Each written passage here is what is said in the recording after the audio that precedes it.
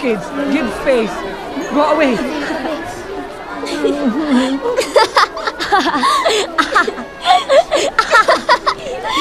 At isang iglap, ganun-ganun na lang, ang dalawang pinakamatalinong tao sa eskwela ay sila ring pinakakukutya. Let's go. Kids.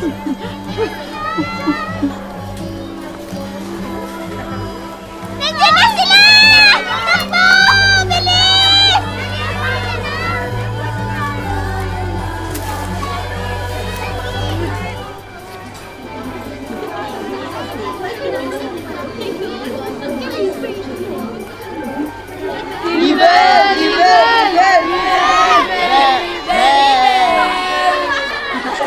Ikaw pa.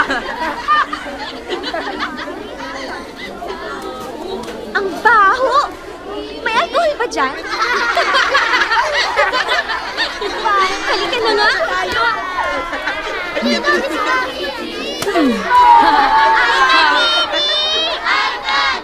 Ay, kadiri! Gusto mo? So, anong work ng parents mo?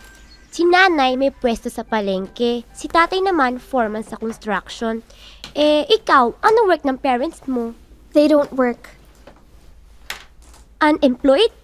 They don't have to be employed. They have stocks, bonds, investments. You know. Di ba valedictorian ka sa school nyo? Oo, di ba ikaw din? Pero public school lang yun, di ba? Marami din namang matatalino dun. I don't think so. May mga friends ka doon. Meron naman. Totoong friends. Alam mo kasi, yung mga kagaya natin na binayayaan ng sobrang galing can never be friends with mere mortals. Ha? Bakit naman? Mga insecure at inggit. Threaten sila dahil alam nila na mas superior tayo kesa sa kanila. Sobra ka naman. Hindi ka ba nagagalit sa kanila na iniitsupwera nila tayo palagi? I don't get mad. I get even. Sasamahan mo ba ako? Friends tayo, di ba?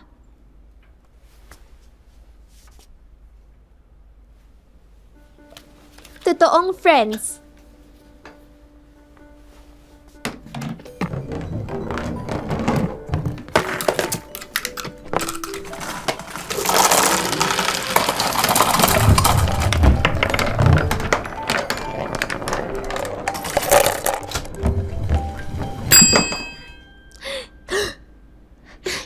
Mula sa pagiging dynamic duo, partners in crime at friends forever, isang reign of terror ang kanilang sinimulan.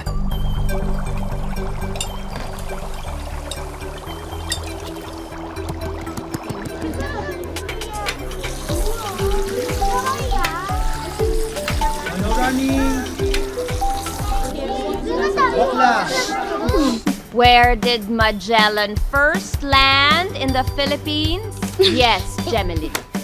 In Hama! Gemini, are you okay?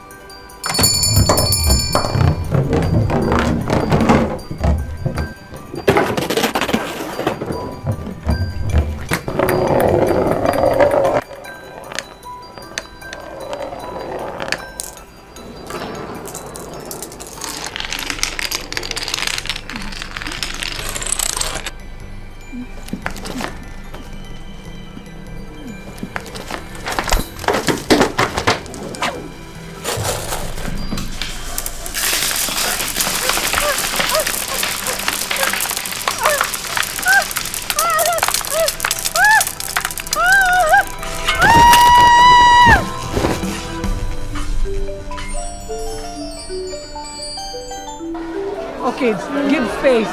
Go away.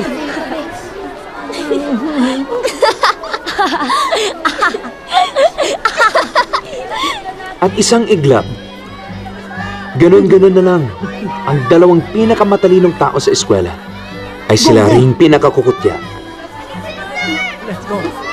Kids.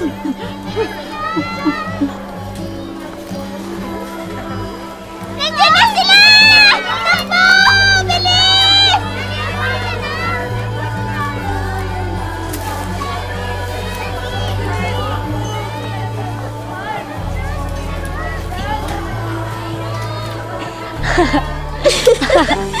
Second honor. Dumaan ang mga recognition days in grade school. Eloise Natural lang na laging nangunguna ang magkaibigan. Aika Tabayoyong. Pero isa lang ang nasa tugatog ng tagumpay. Si Aika. Valedictorian. Congratulations. Aika Mula Tabayoyong. grade 4 hanggang graduation ng elementary, si Aika ang nangunguna. Hanggang sa humantong ng high school.